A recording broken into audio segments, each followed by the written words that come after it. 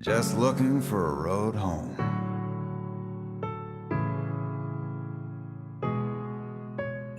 Ladies and gentlemen, my name is Mickey C, aka the Lol Hounds, and today we have a very special video. Not so long ago I uploaded a build guide on the highest ranked EUW Yasuo main who goes by the name of Addict, and he currently has 2 accounts in Challenger. After that video he contacted me and was like, yo, do you want to do a follow-up video where I discuss my build in more detail and clear up some misconceptions people have of Yasuo? As a big Yasuo fan myself, I obviously accepted, so here we are with the man himself, Addict. Hey, I'm Addict, or Ringo King. I'm a Yasuo main, and I currently have 2 accounts in Challenger. My main account being somewhere around rank 50, and my second one being rank 80ish. I've been playing League since Season 3, and I've been Challenger since Season 4, where I picked up Yasuo along the way somewhere mid-season, and I've not really stopped playing him ever since. Now, the reason I enjoy playing Yasuo is probably because he is a champion that has a practically unlimited skill ceiling, and it's also really rewarding when played properly, more so than most other champions. Furthermore, I also have a stream over at twitch.tv/RingoKong, and I plan on starting to stream within these next upcoming few weeks, where I'll be focusing mostly on teaching matchups, as I think that is my expertise. Okay, so basically the video will be in a Q&A type format where I ask him some questions about his build, so without further ado, let's do this. Question number 1. You always max Q instead of E first, which is different to what most Yasuo players are currently doing. Instead they would max E first for the extra mobility and outplay potential. It also allows your shield to be up a lot more frequently. Why do you prefer the Q max first instead of E? So, the reasoning behind maxing Q is that it provides you a very dominant laning phase. I personally believe that it is superior to E max against every single melee champion. Because maxing E means that you have to play aggressive to output your damage, which is just too easily punishable in a lot of matchups. It's also impossible to have perfect wave control when you're constantly dashing around to fully utilize E max, making it very difficult to get a decent freeze off.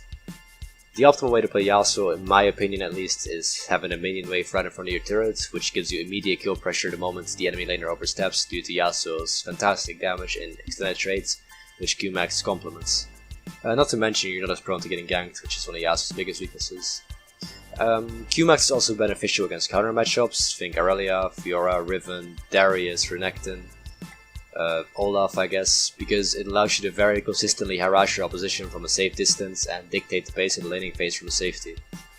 Dashing on top of these champions will be playing right into their hands as they need to get into close range to unload their combo.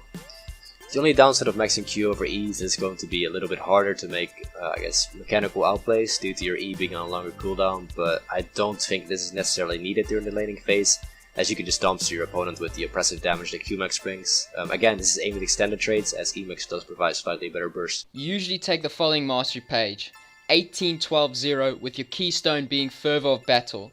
Most of this is pretty standard, however in the Cunning Tree you take Bandit over Dangerous Game. In my previous video, I was a little bit confused as to whether this was optimal or not.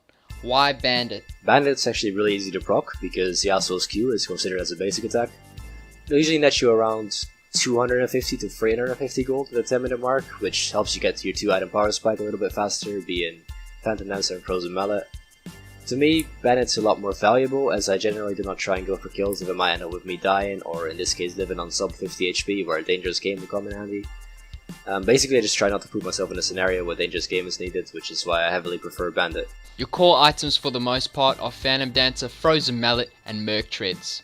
Your remaining items are usually Infinity Edge, Maw of Malmortius, and Bloodthirster. One other situational item that you occasionally go with is Wit's End. Me personally, I have never considered Wit's End on Yasuo. Can you explain why you choose your item build, and when would you go Wit's End?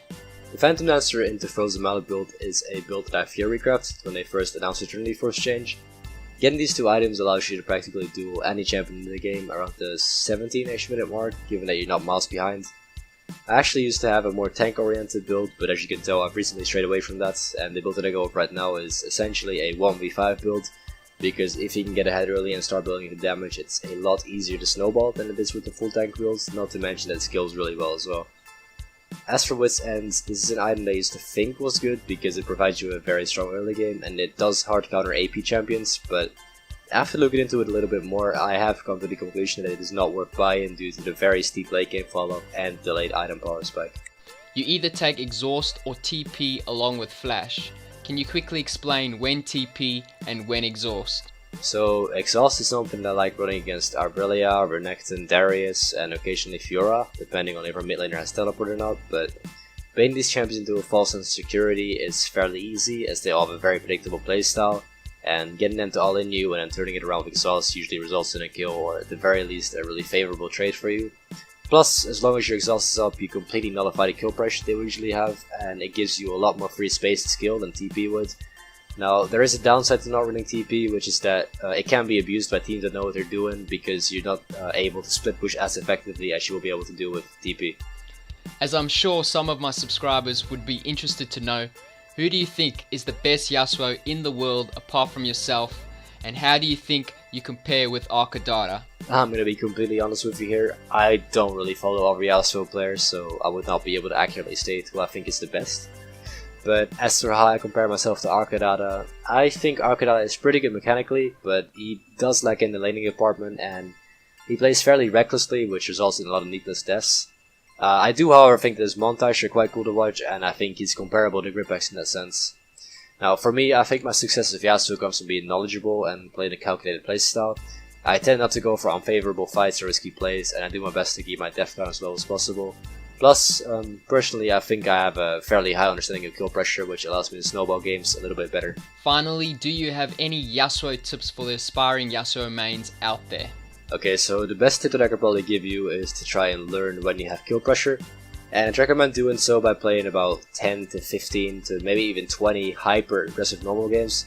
Try and figure out in which scenarios you can kill your opponents. Yasuo is a very high kill pressure champion when played right, and getting kills in lane plays a big part of the snowball in the game, as getting to your 2 item power spike as soon as possible is essential because that's when Yasuo really starts to come online. Well, there you have it, ladies and gentlemen. That should clear up some of your question marks you may have had with his build.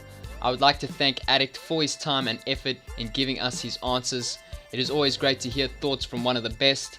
Please drop a like for Addict for helping to make this video possible. If you have any further questions that you would like to ask him, be sure to follow his stream, and hopefully when he goes live he will be able to answer your questions. Apart from that, I hope you guys enjoyed this video, and as always, have a nice day.